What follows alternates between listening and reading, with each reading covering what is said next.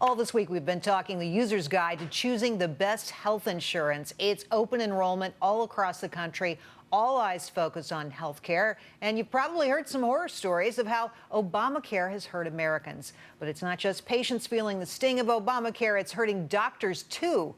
And they aren't happy about it. Look at these numbers. In a recent survey of physicians, nearly half gave Obamacare a rating of D or F. Dr. Elaina George joins us now to talk about how her practice is being impacted.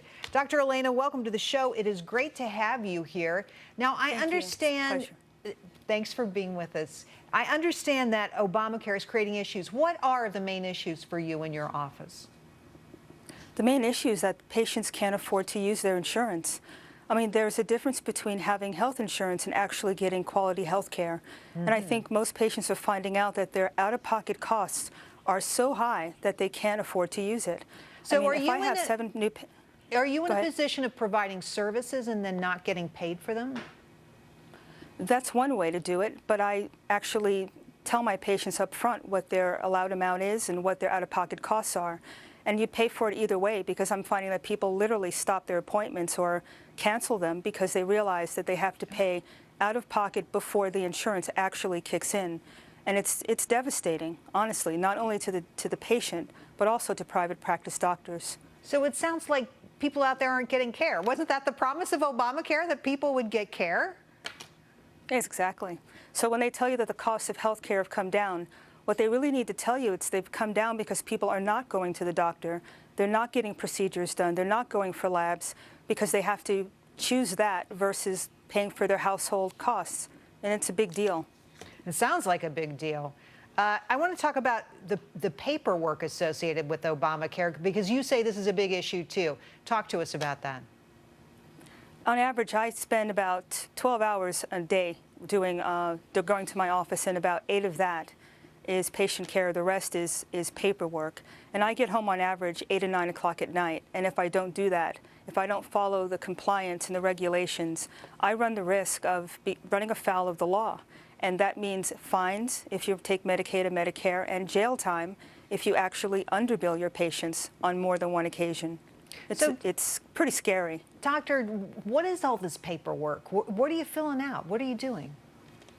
You're doing pre-certifications, you're on the phone talking to the insurance companies, getting approval for labs, for CT scans, for surgeries. You're actually trying to figure out what the patients, their allowable amounts are, what their contracted rates are. And you have staff literally just dedicated for that. So you actually have to hire people who have nothing to do with direct patient care. It's just making sure that you dot every I and cross every T.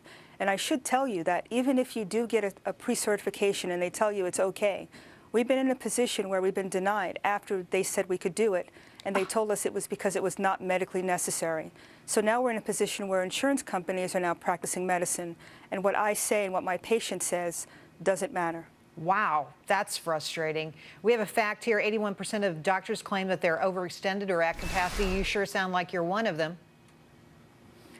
You know, I actually subscribe to practicing medicine, the Hippocratic Oath, using the Hippocratic Oath. So I'm not going to be in this position very much longer, because I'm looking at options to actually leave this system, because I think there's an alternative pathway, which, by the way, is allowed under the Affordable Care Act, that allows people to think outside the box, like medical cost sharing, for example.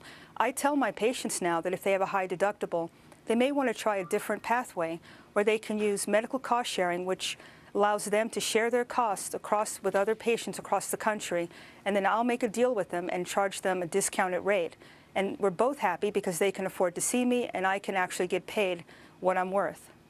When you look at all the burdens under Obamacare in your office, I understand that you've had to let some workers go because of the burden, what you have to do, the cost of that. What have you done?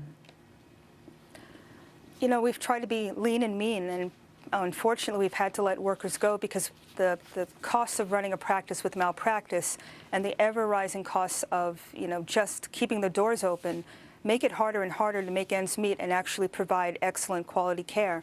And I've pretty much maxed out how efficient I can be. Now I'm trying to look at another way and actually try to get patients who are the real patients now under Obamacare are the ones with high deductibles, underinsured, and those still that don't carry insurance. We're now specializing in working with those patients so that we can make it affordable. I do a lot of minimally invasive surgeries in my office, and I try my best to keep them out of the high-cost hospital system. So Wow. we're working around it. Lots of hurdles.